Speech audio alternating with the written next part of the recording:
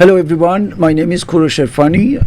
I am a sociologist and a political analyst, and today is Saturday, October 4th, 2025, and we are going to talk about probability of a civil war in the US.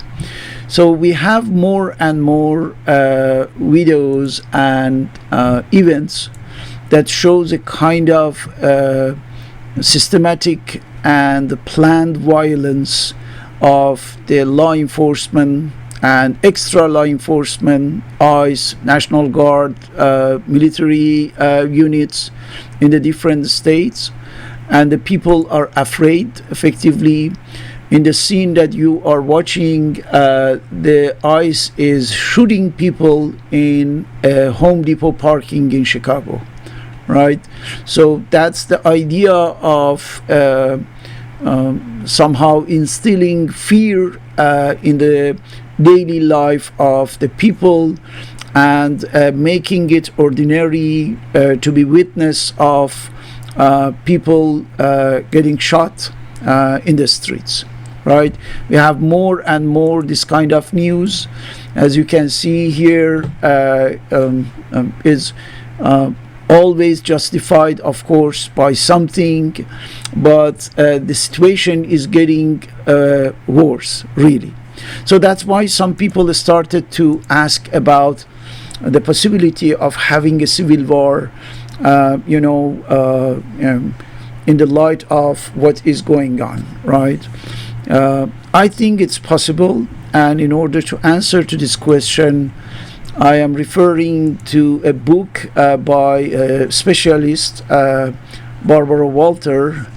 In this book, How Civil Wars Start, she advances an idea according to which we have two criteria for having a civil war in a society. The first one is a kind of emptying democracy from the substance. So in a country you can have a so-called democracy, but when we are going toward a civil war, this democracy gets emptied. It becomes a kind of empty shell where you can have elections, you can have rights of voting, for example, but it doesn't mean anything. So it's just formal and apparent, and I think even this will disappear in long term. In the long run, you will see that there wouldn't be any election. That's why in some of my videos I said that I have serious doubt about the existence of anything that we can call midterm election in 2026. We will see, but that's the idea, and this specialist is also confirming that the first characteristics of the societies that are going toward a civil war, that are pushing somehow in this direction, is a fake democracy, is an empty democracy. The second one is the feature of having a very, very powerful president, right? Someone who is able to evade any restriction and can do whatever he or she wants, right? And we have that in the United States right now, and we can see that there wouldn't be any possibility to stop the person who is in the Oval Office right now to do something that is legal, right? So that's why the threat coming from the president for almost any cases are increasing. And recently, even for the case of Chicago, effectively, he asked something unbelievable. You can see here, that's the governor of Illinois talking about something of this kind. This morning, the Trump administration's Department of War gave me an ultimatum. call up your troops or we will. It's absolutely outrageous and un-American, right? Un-American to demand a governor send military troops within our own borders and against our will.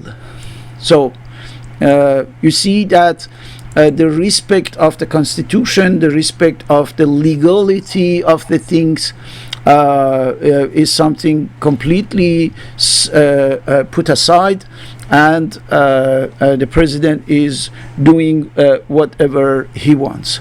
So the question is, are we really going toward a civil war? I will say yes, but not for the same reason that Miss Barbara Walter is putting forward in her book. I think what we are going to have in the United States as a civil war is a hidden, coward class war that is transformed into civil war. And this is different from a classic civil war where it's a matter of, for example, political parties become somehow apolitical or non-political. They become the entities of ideology or belonging to the racial, ethnic groups and so on. They are not anymore really representing the interest of the society or an ideology even, but more it's a matter of a very tendential racism or supremacy of this or that race, for example. So we have even that in the United States, but we can understand that we have had a process of accumulation of wealth and money in the hands of a minority, right? This accumulation was unprecedented in the history of capitalism. This is something that we never have had so far, and that's why it created such an inequality of wealth. I am talking about the economic inequality, social inequality, that we cannot really talk about any possibility of avoiding a class war. A class war happens when the accumulation of wealth in the hands of dominant class, the upper class, becomes such that the balance between the absolute majority and a very tiny minority becomes impossible. So we have an unbalanced situation that cannot really hold. So that's why the upper class has two choices.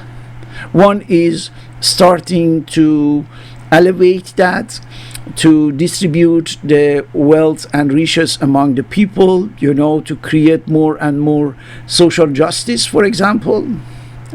This is something that I don't see at all as a trend in the American capitalism. And on the other hand, the second choice is create a distraction by which the upper class can have the immunity regarding the impoverished masses, right? In order to avoid effectively any kind of riots, uprising, revolution, social movement, and so.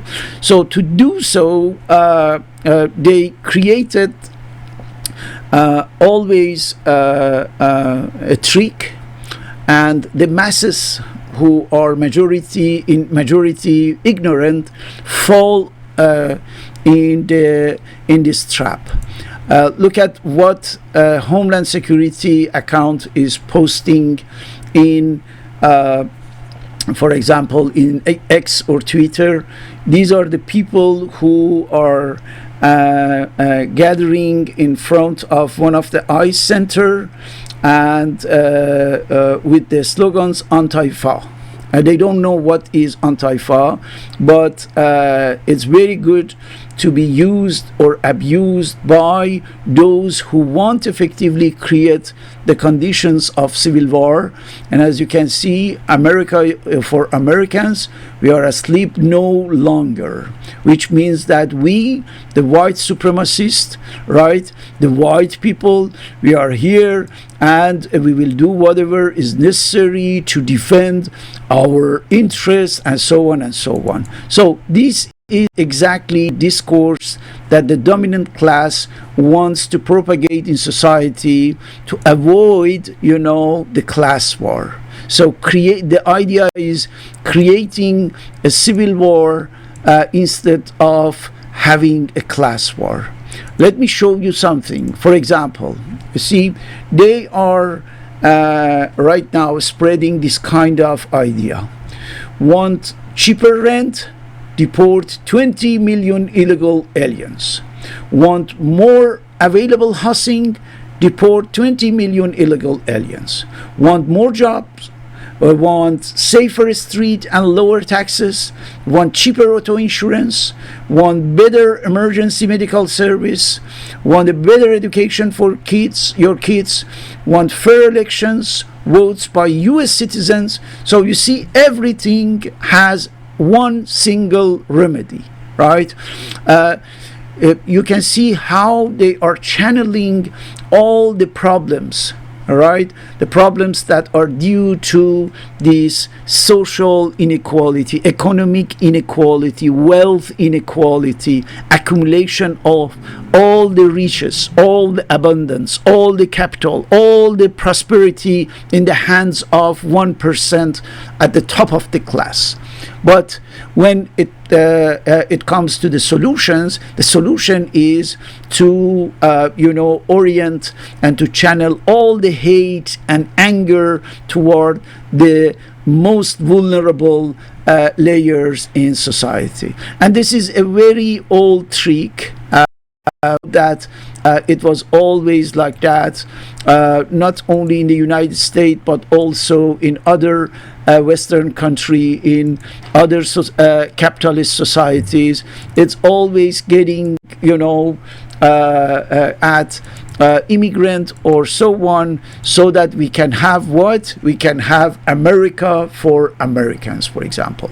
So we should know that the wealthy people right now are at the zenith, at the max of their situation. Imagine just the Trump family, for example, doubled its wealth during these 8 months of Trump presidency. Now, Trump family has some $10 billion of wealth. So the reason for which all this class, all the big corporations, all the big companies, all the big tech companies are 100% behind Trump, it's because he is somehow one of them. And of course, he is doing whatever is necessary to do this transformation. What is this transformation? Transforming a possible potential class war into a civil war. So in a class war, the masses, the lower class, the working class, the people who have been exploited, depleted, and impoverished will rise against the dominant class, right? But in the civil war, the masses will fight each other. The masses will kill each other, and the dominant class, the ruling class, will be safe, right?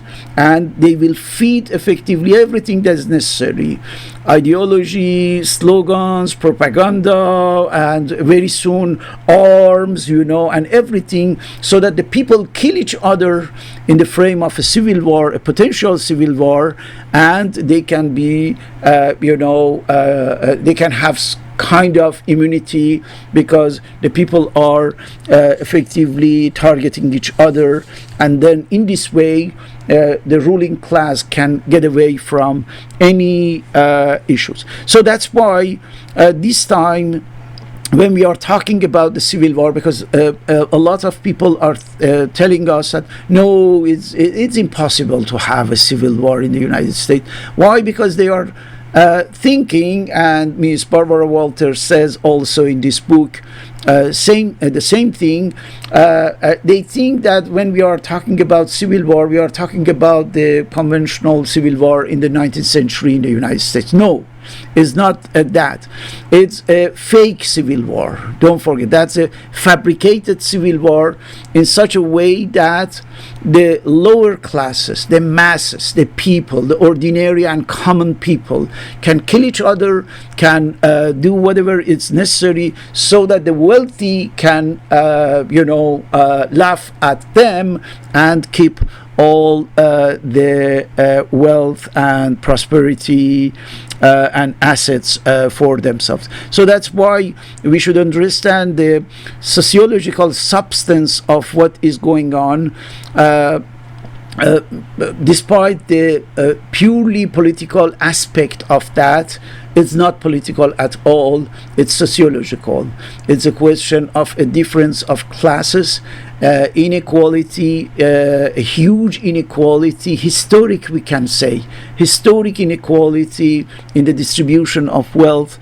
And that's why a civil war could be the necessary remedy in order to avoid to do whatever is necessary to reduce this inequality, which means distribution and dispatching more and more wealth, more social justice, economic justice. They don't want to do so. That's why they are able, to set fire in a society, in a democracy, just to keep all this money for themselves. We will talk about that more in the future videos. Thank you very much for watching.